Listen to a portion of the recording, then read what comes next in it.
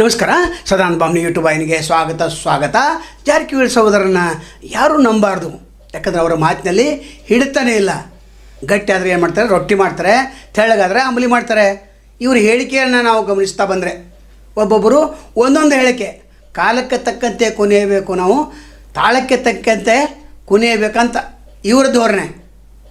ಬಾಚೇಂದ್ರ ಜಾರಕಿಹೊಳಿ ಹೇಳ್ತಾರೆ 2028ರಲ್ಲಿ BJP ಸರ್ಕಾರ ಪಕ್ಕಾ, ಗ್ಯಾರಂಟಿಯನ್ನು ಯಾರೂ ನಂಬೋದಿಲ್ಲ, ನಾವು ಆಯ್ಕೆ ಆಗ್ತೇವೆ, ನಮ್ಮದೇ CM ಆಗ್ತಾರೆ ಅಂತ ಅವ್ರು ಹೇಳ್ತಾರೆ. 2028 ಭಾರತೀಯ ಜನತಾ ಪಾರ್ಟಿ ಸರ್ಕಾರ ಬರೋದು ಫಿಕ್ಸ್. ಯಾಕಂದ್ರೆ ಚಿತ್ರಕೂಟ ಹೇಳ್ತೀವಿ, ನಮ್ಮ ಸರ್ಕಾರ ಬಂದ ನಂತರ ಏನೆಲ್ಲ ಐತಿಲ್ಲ ಉಳಿದೈತಿ ಈಗೆಲ್ಲ ಕೇರ ಕಾಂಗ್ರೆಸ್ ಇದಾರೆ. ತಾಯಂದ್ರಿಗೆ 2,000 ರೂಪಾಯಿ ಕೊಡತ್ತು, ಬಸ್ ಫ್ರೀ ಐತಿ, ಎಲ್ಲ ಅವರ ಅಂತಾರೆ. ಅದಕ್ಕೆ ಅವಾಗ ನಾವೆಲ್ಲ ಫ್ರೀ ಕೊಟ್ಟು ಕೆಲಸ ಮಾಡ್ಬೇಕು. ಅದರ ಶಶಿ ಜಾರಕಿಹೊಳಿ ಈಗ ಬೇಡ, ನಾವು 2028ಕ್ಕೆ ನಾವು CM ಕುರ್ಚಿಗಾಗಿ ಪ್ರಯತ್ನ ಮಾಡ್ತೇವೆ ಅಂತ ಅವ್ರು ಹೇಳ್ತಾರೆ. ಸತೀಶ್ ಜಾರಕಿಹೊಳಿ ಅವರು ಮುಂದಿನ CM ಅಂತಿದ್ದಾರೆ. ಈ ಅವಧಿಗೆ ಬರೋಲ್ಲ, ನಾವು ಮುಂದಿನ ಅವಧಿ ಅಂತ ಹೇಳಿದ್ವಿ, ನೋಡೋಣ ಕಾದು. 28ರಿಗೆ ನಾವು ಟ್ರೈ ಮಾಡ್ತೇವೆ ಅಂತ ಹೇಳಿದ್ವಿ, ಟ್ರೈ ಮಾಡ್ತೇವೆ ಅಂತ ಹೇಳಿದ್ವಿ. ಈ ಅವಧಿಗೆ ನಮ್ಮ ಪ್ರಶ್ನೆ ಇಲ್ಲ. ಇದರಲ್ಲಿ ಯಾವುದು ಸರಿ ಯಾವುದು ತಪ್ಪು ಅನ್ನೋಕ್ಕಿಂತನೂ ಇವರೇನು ತಮ್ಮ ಸಂದರ್ಭ ತಕ್ಕಂತೆ ಏನು ವೇದಿಕೆ ಇರ್ತೈತೆ ಆ ವೇದಿಕೆಯನ್ನು ಬಳಸ್ಕೊಂಡು ಖುಷಿ ಮಾಡುವಂಥ ಪ್ರಯತ್ನವನ್ನು ಅವ್ರು ಮಾಡ್ತಾಯಿದ್ದಾರೆ. ಇನ್ನು ತಮಗೆಲ್ಲ ಗೊತ್ತಿದೆ, 1997ರಲ್ಲಿ MLC ಆದರು ಶಶಿ ಜಾರಕಿಹೊಳಿ. MLC ಆಗಿ ಏನು ಮಾಡಿದರು, 2,000 ಎಕರೆ ಭೂಮಿಯನ್ನು ತಮ್ಮದೇ ಜನಾಂಗದವ್ರನ್ನ ವಶಪಡಿಸ್ಕೊಂಡ ನಂತರ ಪತ್ರಕರ್ತರು ಕೇಳ್ತಾರೆ, ಇಲ್ಲ ನಾವು ಏನೂ ಮಾಡೇ ಇಲ್ಲ ಅಂತೇಳಿ. ಇನ್ನು ಲಕ್ಕನ್ ಜಾರಕಿಹೊಳಿ ಹೇಳ್ತಾರೆ, ಸಿದ್ದರಾಮಯ್ಯವ್ರಿಗೆ ಭಾಳ ಅನ್ಯಾಯ ಮಾಡಿದರು, ಸದೃಢ ಒಂದು ಸರ್ಕಾರವನ್ನು ನಡೆಸ್ಕೊತ ಬಂದಿದ್ದರು, ಈಗ ಮುಂದೆ ಸರ್ಕಾರಿ ನೌಕರಿಗೆ ಪಗಾರ ಕೊಡೋದು ಭಾಳ ಕಷ್ಟ ಆಗ್ತದೆ, 40 ಸೀಟ್ ದಾಟೋದು ಭಾಳ ಕಷ್ಟಪಡ್ತಾರೆ ಅಂತ ಹೇಳ್ತಾರೆ. ಸಿದ್ದರಾಮಯ್ಯ ರಾಜೀನಾಮೆ ಕೊಟ್ಟರೆ ಕಾಂಗ್ರೆಸ್ ಪತನಕ್ಕೆ ಕಾರಣ ಆಗುತ್ತೆ. ಅದಕ್ಕೆ ಇನ್ನು ಕಾಂಗ್ರೆಸ್ ಪಕ್ಷ ಏನೈತಿ, ಇನ್ನಿದು 2028ಕ್ಕೆ 40ಕ್ಕೆ ಬಂದು ಹೈತ್ರೆ ಆಶ್ಚರ್ಯ ಪಡುವಂಥ ವಿಷಯ ಅಲ್ಲ. ವೀರೇಂದ್ರ ಪಾಟೀಲ್ ಅವರಿದ್ದಾಗೂ ಲಿಂಗಾಯತ ಸಮಾಜಕ್ಕೆ ಅನ್ಯಾಯ ಮಾಡ್ರು. ಈಗ ಒಂದು ದೊಡ್ಡ ಸಮಾಜ ಕುರುಬ ಈಗ ಗ್ಯಾರಂಟಿ ವಾರಂಟಿ ಏನು ಕೊಟ್ಟಿದ್ದಾರೆ ಅವರು ಕಾಂಗ್ರೆಸ್ ಅವ್ರು ಸಿದ್ದರಾಮಯ್ಯದಿಂದ ಇದೆಲ್ಲ ಗ್ಯಾರಂಟಿಗೆ 3 ವರ್ಷ ಸಮಸ್ಯೆ ಆಗಿಲ್ಲಂಗೆ ಬಂತು. ಆಮೇಲೆ ಈಗ ಏನಾಕೈತಿ, ಮುಂದೆ ಬರ್ತಾರೆ ಈ ಗ್ಯಾರಂಟಿ ಐತಿ ಸ್ಟಾಪ್ ಆಗಿ ಆಕೈತೆ, ಅದು ಅದ್ರಾಗೇನು ಎರಡನೇ ಮಾತಿಲ್ಲ ಅಂತ ವೀರೇಂದ್ರ ಪಾಟೀಲ್ ಅವ್ರನ್ನ ಆ ಕಾಲಕ್ಕೆ ಲಿಂಗಾಯತರು ತುಳಿದ್ರು ಅಥವಾ ಕುರುಬ ಜನಾಂಗ ತುಳಿದಂತ ಒಂದು ಹೇಳಿಕೆಯನ್ನು ಕೊಡ್ತಾರೆ. ಇನ್ನೊಂದು ಹೇಳಿಕೆನ ಕಾಂಗ್ರೆಸ್ನಲ್ಲಿ ಇದ್ದುಕೊಂಡೆ ಕಾಂಗ್ರೆಸ್ ವಿರುದ್ಧ ಅಂದ್ರೆ ಅಣ್ಣನ ವಿರುದ್ಧನೇ ಹೇಳಿಕೆ ಕೊಟ್ಟಂಗೆ ಆಗ್ತಿದ್ದು. ಅಂದರೆ ಇವ್ರ ಹೇಳಿಕೆಯಲ್ಲಿ ಯಾವುದೇ ದಮ್ಮಿಲ್ಲ. ಅಂದರೆ ಸಿದ್ದರಾಮಯ್ಯವರ ಪರವಾಗಿ ನಾವು ಬ್ಯಾಟಿಂಗ್ ಮಾಡ್ತೇವೆ ಅಂತ ಒಬ್ರು ಹೇಳ್ತಾರೆ, ಇನ್ನೊಬ್ಬರು ನೇರವಾಗಿ DK ಶಿವಕುಮಾರ್ ಅಂತರವನ್ನು ಎಲ್ಲರೂ ಕಾಯ್ಕೊಂಡಿದ್ದಾರೆ, ಎಲ್ಲ ಸಮುದ್ರ ಕಾಯ್ಕೊಂಡಿದ್ದಾರೆ. ಇನ್ನು ಶಶಿ ಜಾರಕಿಹೊಳಿ ಏನು ಮಾಡ್ತಾರೆ, ಈಗ ಅವರು KPCCನೂ ಬೇಕು, ನಂತರ ಮಂತ್ರಿನೂ ಬೇಕಂತ ಕೂತಿದ್ದಾರೆ. ಈಗ ಹೀಗಾಗಿ ಹೈಕಮಾಂಡ್ ನಿರ್ಧಾರಕ್ಕೆ ಅವರು ಬೇಸರವನ್ನು ವ್ಯಕ್ತಪಡಿಸಿದ್ದಾರೆ. ಯಾಕಂದ್ರೆ DK ಶಿವಕುಮಾರ್ ಅವರಿಗೂ ಮಂತ್ರಿನೂ ಇದ್ದರು, ನಂತರ ಅವರು KPCC ಅಧ್ಯಕ್ಷರು ಕೂಡ ಇದ್ದರು. ಅದೇ ನನಗೆ ಬೇಕು, ಅವ್ರಿಗೊಂದು ನ್ಯಾಯ ನನಗೊಂದು ನ್ಯಾಯ ಅಂತೇಳಿ ನಿನ್ನೆ ರಾತ್ರಿಯಿಂದ ತಂಟೆ ತಕರಾರನ್ನು ತೆಗೆದುಕೊಂಡು ಅದನ್ನು ಹೇಳಿಕೆಯನ್ನು ಕೊಟ್ಟಿದ್ದಾರೆ ತಮ್ಮದೇ ಆದಂಥ ಒಂದು ಯೂಟ್ಯೂಬ್ ಚಾನಲ್ದಲ್ಲಿ. ಬೇಸರವನ್ನು ನಾನು ವ್ಯಕ್ತಪಡಿಸೇನೆ ಅಂತ, ಆದರೆ ಎರಡೂ ಬೇಕಂತ. ಇವು ಎರಡೂ ಕೊಡಲಿಲ್ಲ ಅಂದರೆ ಹೈಕಮಾಂಡ್ ಹೇಳ್ತಾರೆ, ನೀವು KPCC ಅಷ್ಟೇ ತೆಗೆದುಕೊಳ್ಳಿ, ಮಂತ್ರಿ ಸ್ಥಾನ ನಿಮಗೆ ಬೇಡ ಅಂತ ಅವರು, ಎಲ್ಲ ಎರಡೂ ಬೇಕಂತ ಇವರು.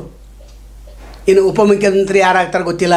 ಆದರೆ ಇಲ್ಲಿ ಶಶಿ ಜಾರಕಿಹೊಳಿ ಕೂಡ ಹಸ್ತಕ್ಷೇಪವನ್ನು ಉಂಟು ಮಾಡ್ತಾಯಿದ್ದಾರೆ. ಇನ್ನು DK ಶಿವಕುಮಾರ್ ಅವರು ಪೂರ್ಣ ಅಧಿಕಾರ ನಮಗೆ ಮಂತ್ರಿಮಂಡಲ ಮಾಡಲಿಕ್ಕೆ ಕೊಡ್ಬೇಕಂತ. ಇದು ಇವತ್ತಿನ ಬೆಳಗಿನ ಹೊಸ ಸ್ಟೇಟ್ಮೆಂಟ್ ಅದು. ನಾವು CM ಆದರೆ ಎಲ್ಲ ಏನು ಸಂಪುಟ ದರ್ಜೆಯ ಏನು ಮಂತ್ರಿಗಳಿದ್ದಾರೆ ಅವರನ್ನು ನೇಮಕ ಮಾಡಲಿಕ್ಕೆ ನನಗೆ ಸಂಪೂರ್ಣ ಅಧಿಕಾರ ಕೊಡ್ಬೇಕಂತ ಹೈಕಮಾಂಡಕ್ಕೆ 2ನೇ ಬೇಡಿಕೆ ನೀಡಿದ್ದಾರೆ. ಅಂದರೆ ಪಟ್ಟನ್ನು ಹಾಕಿದ್ದಾರೆ ಅಂತ ಅರ್ಥ. ಇನ್ನು ರಮೇಶ್ ಜಾರಕಿಹೊಳಿ ಅವರು ಕೂಡ ಮಂತ್ರಿ ಇದ್ದಾಗ ಅವರು ಏನೇ ಆಗಲಿ ನಮ್ಮ ಅಣ್ಣನ ಸತೀಶ್ ಜಾರಕಿಹೊಳಿ ಮುಖ್ಯಮಂತ್ರಿ ಮಾಡ್ತೇನಂತ ಅವಾಗ ಹೇಳಿದರು. ಪಕ್ಷ ಬಿಟ್ಟರು ಆ ಮಾತು ಬೇರೆ. ಆದರೆ ಇವರು 4 ಜನರ ಹೇಳಿಕೆ ಅಲ್ಲ, 5 ಜನರ ಹೇಳಿಕೆಯನ್ನು ನೋಡಿದಾಗ ವಿಭಿನ್ನನೇ ಇವೆ. ಅಂದರೆ MLC ಸ್ಥಾನದಲ್ಲಿ ಇವ್ರು ಯಾರನ್ನು ತುಳಿದ್ರು ಆಯ್ಕೆ ಆಗುವಂಥ ಹೊತ್ತಿನಲ್ಲಿ ತಮಗೆಲ್ಲ ಗೊತ್ತಿದೆ. ಜೈನರು ಎಷ್ಟು ತುಳಿದ್ರು, ಕುರುಬ ಸಮಾಜ VL ಪಾಟೀಲ್ ಅವ್ರ ಕುಟುಂಬವನ್ನು ರಾಜಕೀಯಕ್ಕೆ ಪ್ರವೇಶಿಸಿದಂತೆ ತಡೆದೇಳೋರು ಯಾರು, ಇವರೇ. ವೀರೇಂದ್ರ ಪಾಟೀಲ್ ಅವ್ರ ಹೇಳಿಕೆಯನ್ನು ಆವಾಗ ಹೇಳ್ತಾರೆ, ಆವಾಗಿನ ಪರಿಸ್ಥಿತಿ ಬೇರೆ ಇತ್ತು. ಈಗ ವೀರ್ ಕುಮಾರ್ ಪಾಟೀಲ್ ಪರಿಸ್ಥಿತಿ ಏನಿದೆ, ಅಂಥ ಎಣಿಕೆ ಮಾಡ್ಕೊತ ಕೂತ್ರೆ ಸಾಕಷ್ಟು ಜನ ಇದ್ದಾರೆ, ಅಂದ್ರೆ ಇವ್ರೇನು ತೊಳೆದಿಲ್ಲೇನು. ಹೀಗಾಗಿ ಲಕ್ಕನ್ ಜಾರಕಿಹೊಳಿ ಮಾತಿಗೇನು ಬೆಲೆ ಕೊಡುವಂಥ ಅಗತ್ಯ ಇಲ್ಲವೇ ಇಲ್ಲ. ಇನ್ನು 2028ರಲ್ಲಿ BJP ಬರ್ತೈತೆ ಗೊತ್ತಿಲ್ಲ. ಅದರ ಖುಷಿ ಪಡಿಸೋ ಸಲಾಗಿ ಇವರು ಏನು ವೇದಿಕೆ ಮೇಲೆ ಕೂತಿರ್ತಾರೆ, ಅವರು ಯಾವುದೋ ಒಂದು ಹೇಳಿಕೆ ಕೊಟ್ಟು ಹೋಗಿರ್ತಾರೆ, ಕೆಳಗೆ ಕೂಡಲೇ ಇವರಿಗೆ ನೆನಪಿರೋದಿಲ್ಲ. ಅಂದರೆ ವಿಭಿನ್ನ ಹೇಳಿಕೆಗಳು ಯಾಕೆ ಕೊಡ್ತಾರಂದ್ರೆ ಇವರು ತಮ್ಮ ಸ್ವಾರ್ಥ ರಾಜಕಾರಣಕ್ಕಾಗಿ. ಜಾರಕಿಹೊಳಿ ಸಹೋದರು ಸ್ವಾರ್ಥ ರಾಜಕಾರಣಿಗಳಂತ ಎಲ್ಲರಿಗೂ ಗೊತ್ತಿದೆ, ಎಷ್ಟು ಮಂದಿಯನ್ನು ತುಳಿದಾರ ಅಂತ ಗೊತ್ತಿದೆ. ಜಾರಕಿಹೊಳಿ 29 ವರ್ಷದಿಂದ ಎಷ್ಟು ಜನರನ್ನು ತುಳಿದ್ರವರು. ಇಲ್ಲಿ ಶಂಭು ಕಳ್ಳೋಳ್ಕರ್ ಟಿಕೆಟ್ ಕೊಟ್ಟಿದ್ರೆ ಅಲ್ಲಿ ಆರಿಸಿ ಬರ್ತಿದ್ರು, ಅಲ್ಲಿ ಅವ್ರನ್ನ ತುಳಿದು. ಅಂದ್ರೆ ದಲಿತ ಒಬ್ಬ ಜಿಲ್ಲಾಧಿಕಾರಿ ಅವನು ತುಳಿದ್ರು. ನಂತರ ನಿಪ್ಪಾಣಿಯಲ್ಲಿ ಅಲ್ಲಿ ಕೂಡ ಯಾರು ತುಳಿದ್ರು, ಉತ್ತಮ್ ಪಾಟೀಲ್ ತುಳಿದ್ರು. ಕಕ್ಕ ಪಾಟೀಲ್ ಆರಿಸಿ ಬರೋದಂತ ಇವ್ರಿಗೆ ಗೊತ್ತಿತ್ತು. ಆದರೆ ಉತ್ತಮ್ ಪಾಟೀಲ್ ಬಂದರೆ ಅಲ್ಲಿ ಒಂದು ಸೀಟ್ ಹೆಚ್ಚಾಗ್ತೈತೆ, ಯಾರ್ದು ಶರದ್ ಪವಾರ್ದು, ಅದು ಬೇಡ, ನಾವು ಬರಬೇಕು. ಹೀಗಾಗಿ ಸಿದ್ದರಾಮಯ್ಯರ ನೇತೃತ್ವದಲ್ಲಿ ಅಂತ DK ಶಿವಕುಮಾರ ದೊಡ್ಡ ನೇತೃತ್ವ ಇದ್ದ ಅಂದ್ಕೊಳ್ಳಿ 11 ಸೀಟ್ ಬಂತು. ಜಾರಕಿಹೊಳಿ ಪ್ರಯತ್ನದಿಂದ ಅಲ್ಲವೇ ಅಲ್ಲ.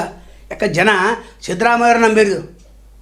ಇವ್ರು ಏನೇ ಹೇಳಿಕೆ ಕೊಡಲಿ, ಈಗ 12 ದಿವಸದಲ್ಲಿ ನಿಜಾಬನ್ನು ಬಯಲು ಹಾಗೆ ಆಗ್ತೈತೆ. ಅದು KPCC ಅಷ್ಟೇ ಕೊಟ್ಟು ಮಂತ್ರಿ ಸ್ಥಾನ ಕಸ್ಕೊಂಡ್ರು ಅಂತಂದರೆ ಒಂದು ಹೇಳಿಕೆ, ಮಂತ್ರಿ ಸ್ಥಾನ ಇಟ್ಟು ನನಗೆ KPCC ಕೊಡಲಿಲ್ಲ ಅಂತ ಇನ್ನೊಂದು ಹೇಳಿಕೆ ಮೇಲೆ ಹೇಳಿಕೆ ಕೊಡ್ತಾರೆ. ತಮಗೆ ಏನು ಬೇಕೋ ಆ ರೀತಿ ಆಟವನ್ನು ಆಡ್ತಾಯಿದ್ದಾರೆ. ಎಲ್ಲರಿಗೂ ಗೊತ್ತಿದೆ, ಬೆಳಗಾವಿ ಜಿಲ್ಲೆಯ ರಾಜಕಾರಣಿಗಳಿಗೆ, ಇಡೀ ರಾಜ್ಯದ ರಾಜಕಾರಣಿಗಳಿಗೆ ಎಲ್ಲರಿಗೂ ಗೊತ್ತಿದೆ. ಇವರು ವಿಭಿನ್ನವಾದ ಹೇಳಿಕೆ ಕೊಡ್ಕೋತಾನೆ ಬಂದಿದ್ದಾರೆ. ಒಟ್ಟಾರೆ ಇವ್ರ ಮಾತನ್ನು ಯಾರು ನಂಬದಂಥ ಪರಿಸ್ಥಿತಿಯಲ್ಲಿದೆ. ಅದರ ಬಾಯಿ ಬಿಟ್ಟು ಯಾರು ನೇರವಾಗಿ ಹೇಳೋಂಗಿಲ್ಲ. ಇವ್ರ ಸಂಘಟನೆ ಅಲ್ಲಿದೆ, ಇಲ್ಲಿದೆ, ಅಲ್ಲಿಂದ ಇಲ್ಲಿವರೆಗಿದೆ ಅಂತ ಇದೆ, ಇಲ್ಲ ಯಾರಂತಂದರು. ಅದರ ಮಾತಿನಲ್ಲಿ ಬದ್ಧತೆ ಇರಬೇಕು. ಬದ್ಧತೆ ಎಲ್ಲಿದೆ? ಮುಖ್ಯಮಂತ್ರಿ ಕುರ್ಚಿಕ್ಕಿಂತ ಮೊದಲು ಹೈಕಮಾಂಡ್ ನಿರ್ಧಾರ ಅಂತಂದರು. ನಂತರ 2ನೇ ದಿವಸ ಇಲ್ಲ, ಅದು ಅಂತಿಮ ನಿರ್ಧಾರ ಇನ್ನೂ ಆಗಿಲ್ಲ ಅಂತಂದರು. ಇನ್ನೊಂದು ಹೇಳಿಕೆ ಜಾರಕಿಹೊಳಿ ಹೇಳ್ತಾರೆ, ಇಲ್ಲ ಅದು CM ಕುರ್ಚಿ ಚರ್ಚೆ ಆಗೋದನೇ ಇಲ್ಲ, ಹಾಗೇ ಇಲ್ಲ, ಸಿದ್ದರಾಮಯ್ಯವರು ಮುಂದುವರಿತಾರಂತ. ಇಂಥ ಹೇಳಿಕೆಗಳನ್ನು ಜನ ಕೂಡ ನೋಡ್ತಾ ಇದ್ದಾರೆ, ಮತದಾರರು ಕೂಡ ಪ್ರಭುತ್ವ ಹೊಂದಿದ್ದಾರೆ. 2028ರಲ್ಲಿ ಈ 5 ಜನರಲ್ಲಿ ಎಷ್ಟು ಜನರು ಸೋಲ್ತಾರೆ ಅದನ್ನು ಕಾದು ನೋಡ್ಬೇಕು. ನಾಳೆ ತಮ್ಮನ್ನು ಭೇಟಿಯಾಗ್ತೇವೆ. ಅಲ್ಲಿವರೆಗೆ ಎಲ್ಲಿ ಶುಭಾಗಲಿ, ನಮಸ್ಕಾರ. ಇನ್ನು ಸಾರ್ವಜನಿಕರು, ನಂತರ ರಾಜಕೀಯ ವಿಶ್ಲೇಷಕರು, ಹೋರಾಟಗಾರರು, ನೀವು ಕಾಮೆಂಟ್ ಮಾಡಿರಿ. ಕಾಮೆಂಟ್ ಮಾಡಿ ಎಲ್ಲಿ ಯಾರ್ಯಾರನ್ನು ತುಳಿದಾರ, ಯಾವ ವಿಷಯದಲ್ಲಿ ತುಳಿದಾರ, ಯಾವ ಹಂತದಲ್ಲಿ ಅವರು ತುಳಿದಾರ ಅನ್ನೋದನ್ನು ನೀವು ಹೇಳಿದ್ರೆ ಇನ್ನೊಂದು ಎಪಿಸೋಡ್ ಮಾಡಲಿಕ್ಕೆ ನಾವು ಸಿದ್ಧರಿದ್ದೇವೆ. ಅದಕ್ಕೆ ದಯಮಾಡಿ ಡೇಟ್ ವೈಸ್, ತಾರೀಖು ವೈಸ್ ನೀವು ತಿಳಿಸಿರಂದ್ರೆ ನಮಗೂ ಜಿಲ್ಲಾ ರಾಜಕಾರಣ ಸ್ಪಷ್ಟವಾಗಿ ತಿಳಿಸಲಿಕ್ಕೆ ಇನ್ನೊಂದು ವೀಡಿಯೋ ಮಾಡಲಿಕ್ಕೆ ಸಾಧ್ಯ ಆಗ್ತದೆ. ನೋಡೋಣ. ಕಾಮೆಂಟ್ ಮಾಡಿರಿ, ಶೇರ್ ಮಾಡಿರಿ, ಲೈಕನ್ನು ಮಾಡಿರಿ.